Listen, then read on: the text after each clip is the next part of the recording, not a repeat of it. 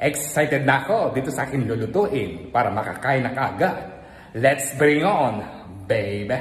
Woo! Hello po mga katalapya. Kumusta na po kayo?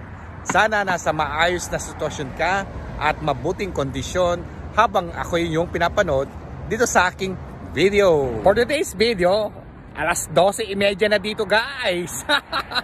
Tanghaling tapat. Tinanghali talaga ako nagising. Sa kadahilanan talaga na ako ay nagbawi sa pahinga, sa tulog, at lalong-lalo na sa pagkain. Kaya nag-iisip ako kung ano ang gusto kong lutuin ngayon para naman sa ganun ay makabawi man ako sa naging pagod ko ng mga nagdaan araw. Ikalawang araw ng aking holiday. Ngayon, tingnan niyo guys ha. Yung itsura ko ngayon parang nagiging masigla na. Pupunta ako sa grocery at bibili ako ng aking mailuluto. Kanina ko pa pinag-iisipan ko ang gusto kong lutuin for today. Parang gusto kong magluto ng pansit canton at dadamin ko to ng gulay. Yun lang kasi ang gusto kong kainin. At hindi lang yun, namimiss ko na yung gano'n na pagkain. About kahapon na aking first holiday, hindi man ako umalis ng bahay guys. Talagang ako nagbawi pa talaga sa mga pahinga, no? At hindi lang yun, gusto ko talagang mag-stay lang sa bahay. Ganun lang. Pero mamaya ang plano ko ay tayo ay magpapapogi muna. Magpapagupit ako at pagkatapos magalis tayo ng sumpa. Yun ang magiging plano ko para mamayang gabi. Tsaka na lang yung paggagala. Wala pa tayong sapat na panggastos at budget para doon. May mga panahon naman para sa doon. Siyempre kababakasyon lang tayo ng Pilipinas. Kaya tipid-tipid din kapag may time. Diyan muna kayo guys at ako'y mamamalengke muna. At mamaya na ulit ang update. Kukuha tayo ng repolyo. Naku, ang laki pa man din, no? Guys, kapag ako ay nabili ng repolyo, mas pinipili ko yung yung magaan kesa dun sa siksik, no? Kasi sa magaan parang hindi mapait. Kapag yung pakiramdam ko mapait ang lasa niya. Kuha lang tayo ng 2 carrots. Kuha tayo ng bell pepper. Isa lang kasi malaki na to malaki na Hinahati ko yung repolyo dahil malaki yun Tsaka meron pa naman akong konting repolyo na natira doon sa ref. Kuha tayo ng sibuyas. Malaki ng mga sibuyas. Isa lang naman kailangan ko. Kukuha tayo ng 2 pirasong bawang. Gusto ko kasi mabawang itong aking lulutuin.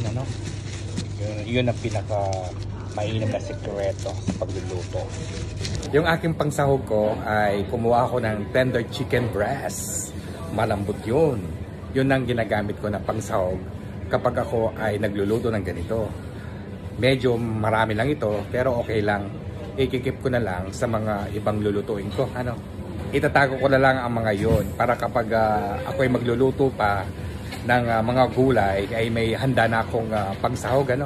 At ngayon ay pupunta na ako sa papakilo na ako ng aking pinamili.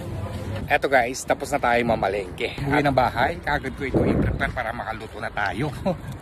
At makapagpahinga pa rin kahit paano. Sa bagay, madali lang naman itong lutuin.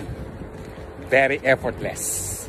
Siguro mga 30 minutes lang, luto na ito. Pinamili ko lang yung gagamitin ko para dito sa pagluluto. Hindi naman pwede tayong maging maluho. Kung yun lang eksakto. Yung mga eksaktong ingredients lang ang pinamili ko. Ito guys, yung sinasabi ko sa inyo na tender chicken breast. Ito ay hindi na kailangan palambutin pa ng matagal, Madali po itong lumambot.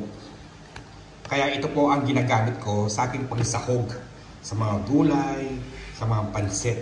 Ito po ay pinaka-the best. Ito po yung ginagamit ko sa aking pansit canton na noodles. Kung tawagin nila ito ay Japanese noodles. Parang sa atin ay pansit bato.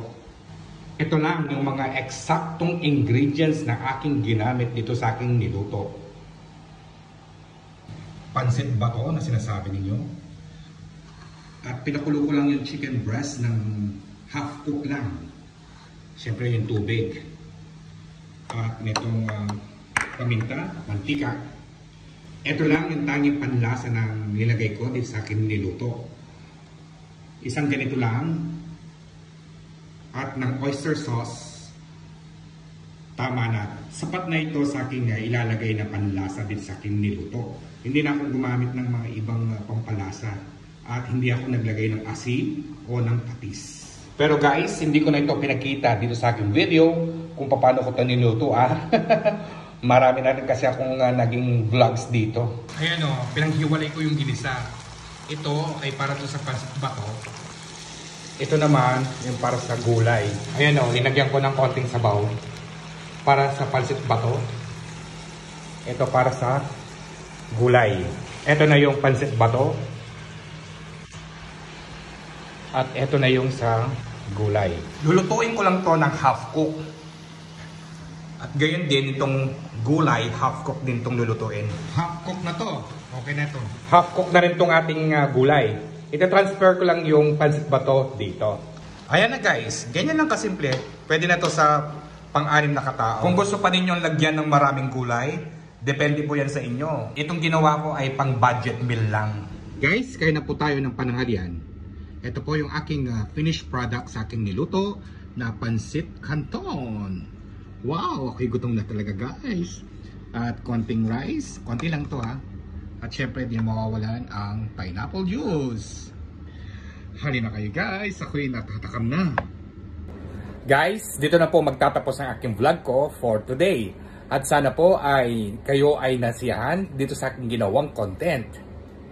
Thank you for watching. Like and share. Ingat po kayo parati at enjoy lang. Bye! Halip po kayo, kain tayo.